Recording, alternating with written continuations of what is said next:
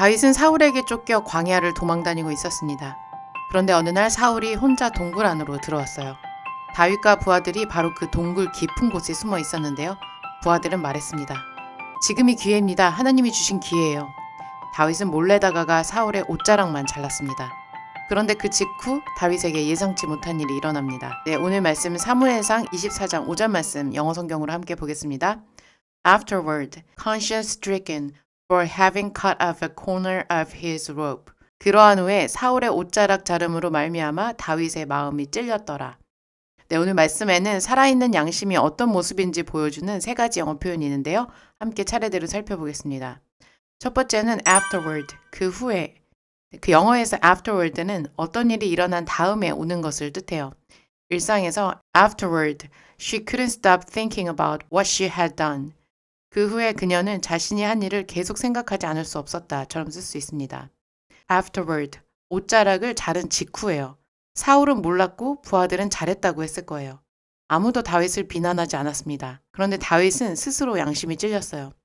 양심은 남이 보는 게 아닙니다. 아무도 모르는 그 순간 내 안에서 울리는 목소리예요.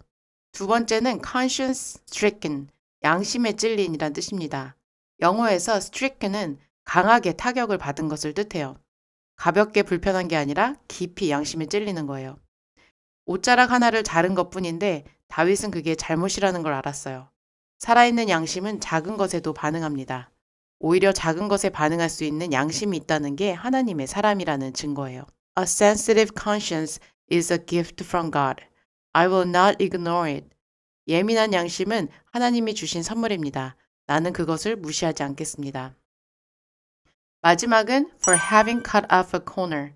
옷자락을 잘랐음으로 인해 란 뜻인데요. A corner, 가장자리의 아주 작은 부분이에요. 전체가 아니라 모퉁이 하나죠. 옷의 한 자락이었습니다. 다윗은 사울을 해치지도 않았습니다. 그런데도 다윗은 그 작은 것 때문에 마음이 찔렸습니다. 하나님의 기름 부은 자를 건드린 거라고 생각했기 때문이에요. 작은 것에 충성하는 사람이 큰 것에도 충성합니다. 작은 것에 찔리는 양심이 있는 사람이 결국 하나님의 사람입니다. I will be faithful in small things, for they matter to God. 나는 작은 것에도 신실하겠습니다.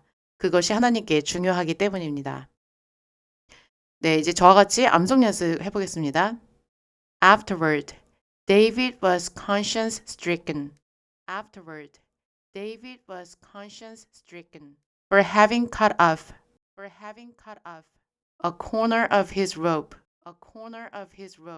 Afterward, David was conscience stricken for having cut off a corner of his robe.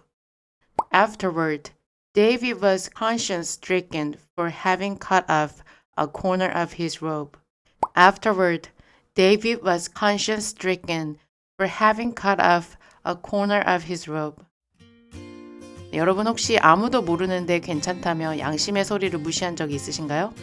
다윗은 아무도 뭐라 하지 않는 상황에서도 마음이 찔렸습니다. 그 찔림이 그를 하나님의 사람으로 만들었습니다.